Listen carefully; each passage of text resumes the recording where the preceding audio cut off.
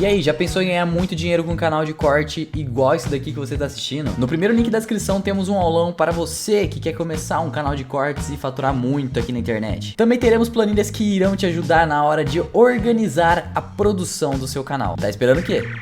Cara, e os alienígenas, assim, essas histórias de abdução? Eu já ouvi falar muito de pessoas que tiveram uma experiência transformadora após uma suposta abdução também. Enfim. Então, é o que acontece com aquilo que a gente conversou no começo. Essas experiências e as convicções associadas a elas, geralmente elas produzem bem-estar psicológico, né? Então, geralmente elas são transformadoras, sim, independente da origem, independente do que aconteceu. Se foi alienígena, se foi o cérebro dela mesmo que fez, o fato é que tende a alargar a forma como ela vê o mundo, sabe? Amplia a perspectiva, a pessoa ressignifica a vida dela, dá um outro sentido, e aí tende a gerar esse impacto positivo na média. Mas isso não significa obrigatoriamente que ela foi abduzida de verdade, né? Isso vale para tudo, para mediunidade, para qualquer experiência anômala. O benefício positivo que elas trazem não depende daquilo ser de fato excepcional, sobrenatural, paranormal, coisas assim. A gente vê que a grande maioria das experiências de abdução e coisas assim, elas podem ter uma explicação mais simples. A gente tinha comentado em off, eu perguntei, qual assunto que você mais curte? Aí você falou que, o assunto dos aliens vamos lá, é o que eu mais curto, 1% a mais do que os outros. Por que isso? Cara, porque é muito legal. A gente tá vendo agora lá no... Ontem, né? Foi ontem, eu acho. Teve lá aquela reunião aberta lá no Congresso norte-americano para debater a questão dos OVNIs. Aí tá todo mundo falando disso e tal. Então, é um assunto muito legal. Mexe com o nosso imaginário sobre vida extraterrestre. Cutuca essa questão do mistério ao mesmo tempo que traz um lado concreto ali, material, sabe? Às vezes a gente tá falando de objetos que o radar pega, fala de abduzidos que supostamente estão com implantes debaixo da pele, com um negócio concreto que você pode pegar. Então é como se fosse o sobrenatural, o paranormal, com um toque de materialidade, assim, a coisa parece que fica um pouco mais palpável. Então, para algumas pessoas, é mais atraente até do que histórias sobre fantasmas, sobre outras coisas que, independente de existirem ou não, são mais escorregadias, assim, tipo, o negócio passou ali e sumiu, já era. Alienígenas não, o cara supostamente pousou lá, tem a marca lá no chão, né? O ET de Varginha lá, né? Os militares teriam ido lá e pegado a criatura. Entende que é um negócio mais palpável? Isso para algumas pessoas, pro gosto de algumas pessoas, é mais atraente. Inclusive eu, tá? Eu tô nesse time. Então é super legal e é por isso que eu estudo um pouquinho mais essas experiências. É como se a gente colocasse que tudo isso é real, não seria metafísico, né? O ETzinho lá, ele é um ser físico, né? Hoje em dia tá tudo misturado. Tem a galera do ET metafísico. É verdade. Tem alguns lugares que já tem médiums incorporando alienígenas. Em alguns centros aí o pessoal já tá incorporando alienígena. Tem pessoas que estão relatando encontros com alienígenas durante experiências fora do corpo. Tem pessoas que se lembram de contatos com alienígenas durante supostas lembranças de vidas passadas. Então, os alienígenas já estão nessa paisagem do sobrenatural também. Só que, ao mesmo tempo, tem esse lado também supostamente mais material, né? Como a gente teve, por exemplo, em 19 de maio de 1986, um caso muito legal aqui no Brasil, que é a chamada Noite Oficial dos OVNIs. É um caso bem conhecido.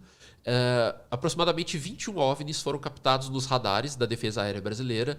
Alguns caças decolaram das bases de Anápolis e Santa Cruz, né? Anápolis em Goiás, Santa Cruz no Rio, para interceptar esses objetos. Não conseguiram, apesar de que os pilotos relataram ter visto a olho nu.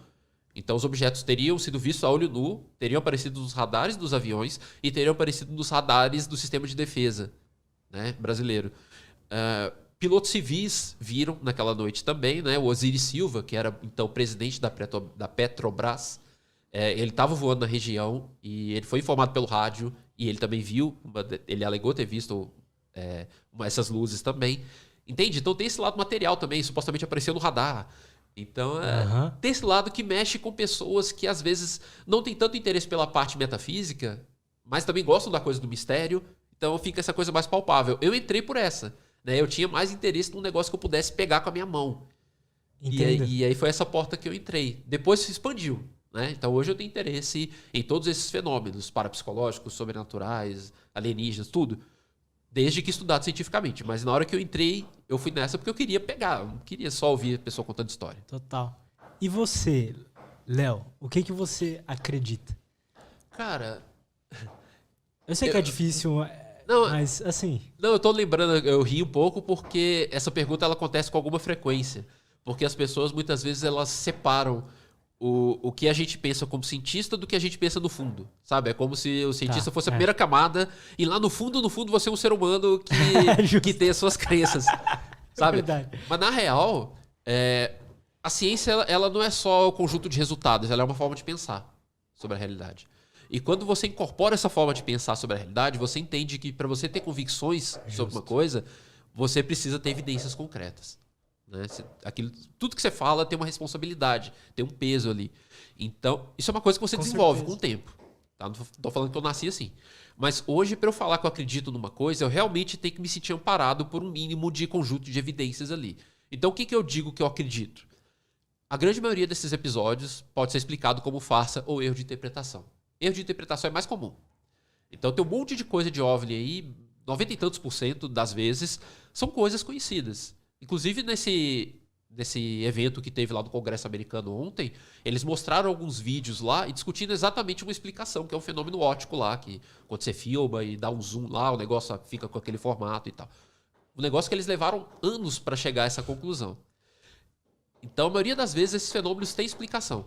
Só que tem aquele 1% dos casos que, pelo menos por enquanto, é igual eu falei antes, né? A gente está quebrando a cabeça. A gente não faz ideia do que é. E esses casos resistem às explicações, pelo menos de forma imediata, assim.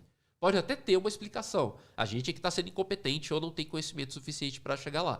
Pode até ter. Mas, por enquanto, a gente não sabe. E esses casos mantêm a gente instigado para continuar pesquisando. Eu acho mais difícil explicar caso de OVNI, os melhores. Vamos pegar os melhores casos de tudo. De tudo que tem paranormal, sobrenatural.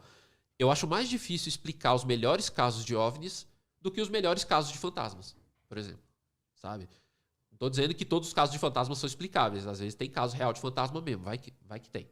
Só estou dizendo que tem mais elementos desafiadores nos melhores casos de OVNIs do que nas outras coisas ditas sobrenaturais. Porque tem registro em radar, tem marca lá na plantação, tem um monte de coisas interessantes que podem até ter uma explicação, mas alguns casos a gente está quebrando a cabeça ainda. Entendo.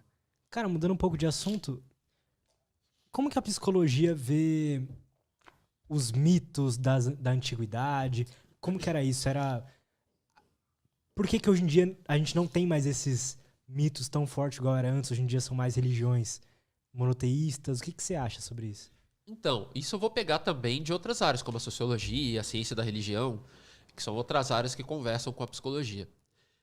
A palavra mito, ela normalmente tem essa associação com coisa antiga, ou com coisa que ninguém mais acredita, né? A gente pensa em mitologia grega, a princípio você não vê ninguém mais adorando Zeus, ou, sabe, mitologia germânica, mitologia, enfim, de qualquer lugar.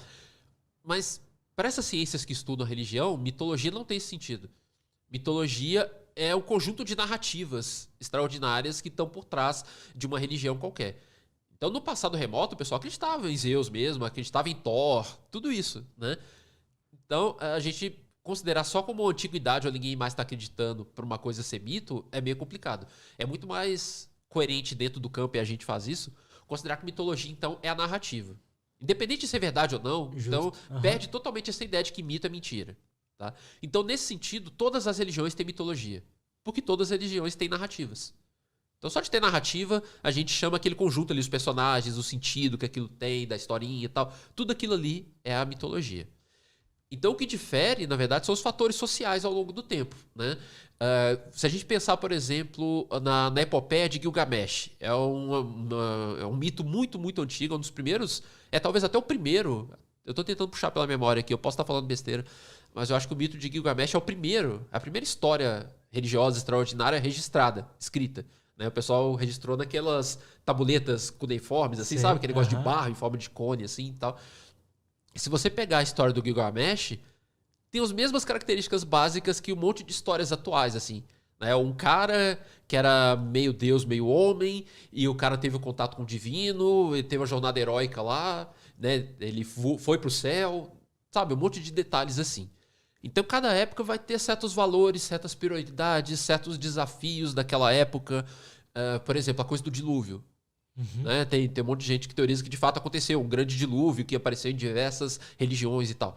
Então, se aconteceu mesmo essa chuva e tal, é natural que ela apareça em várias religiões, em várias narrativas, porque naquela época foi um negócio importante. Né? Se hoje acontecesse um negócio aí, sei lá, um meteoro estivesse chegando aí e daqui a um tempo os pessoal estudasse a religião de hoje, eles iam ver que os caras estavam falando bastante do tal do meteoro, entende? Total. Então, por um lado, as religiões e as mitologias dentro das religiões bebem dos desafios, das questões que estavam pipocando naquela época, mas ao mesmo tempo tem as características humanas básicas que são da nossa espécie, que elas vão aparecer nas mais diferentes religiões.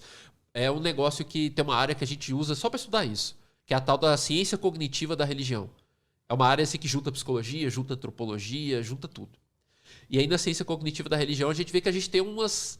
como se fossem umas forminhas que a gente tem na cabeça, que na hora que a gente vai pensar no sobrenatural, a gente encaixa nessas forminhas. Por exemplo, o tal do antropomorfismo. Antropomorfismo é a gente enxergar o sobrenatural com características humanas. Então, se você for pegar nas mitologias antigas, a grande maioria aí dos deuses e tal, tudo tinha características humanas, né? Zeus, Thor, lá tudo bombado. Se você pegar até os deuses, vamos pensar em outros aqui um pouco diferentes, os egípcios. Eram humanoides no mínimo, né? Humanoides no mínimo. Então, mesmo os egípcios com cara de animal, por exemplo, eles tinham um corpo humano ali. Se você pegar os deuses hindus, por exemplo, né? O hinduísmo tem milhares de deuses. Né? Eu não sei se todos, mas muitos têm aquela característica humana, né? Tem braço, tem perna, tem cabeça. Mas, ao mesmo tempo, o antropomorfismo não é só aparência. É mais comum ainda o antropomorfismo psicológico. Então, mesmo que os deuses tenham uma outra aparência, sei lá, né? Para um Tupã, Deus pode ter o formato de uma árvore, por exemplo, sei lá.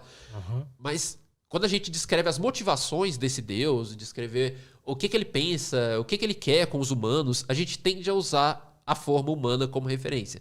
Então, quando a gente pensa, sei lá, no Deus do Antigo Testamento, a gente fala que ele é um Deus vingativo, que ele é um Deus punitivo. Quando a gente pensa que o Deus do Novo Testamento é um Deus mais paz e amor e tal. Quando a gente pensa que o Deus X ou Y tá feliz com você porque você foi legal com o seu vizinho, ou ele tá pistola com você porque você fez uma outra coisa. Inadvertidamente ou não, a gente está comparando com o ser humano. A gente está usando o ser humano como referência. E não seria diferente, não tem como ser diferente. É o que a gente conhece, é o nosso padrão. Né? Independente de Deus existir ou não, a gente vai olhar para ele com essa forma humana, essa referência humana para efeito de comparação. A gente vê isso até, por exemplo, com alienígenas. Como é que são os alienígenas que a gente imagina? Cabeça, humanoides, braço, perna. Quando você pensa nas motivações, tem muitas pessoas que falam assim: os alienígenas, quando eles vierem aqui na Terra, eles vão invadir e tal, então não é legal. Até o Stephen Hawking falou isso, né? Ele estava perto já de falecer, ele falou isso, uma das últimas coisas. Vocês ficam aí procurando alienígenas, mandando sinais para o espaço, os caras vão chegar aqui e vão tocar o terror.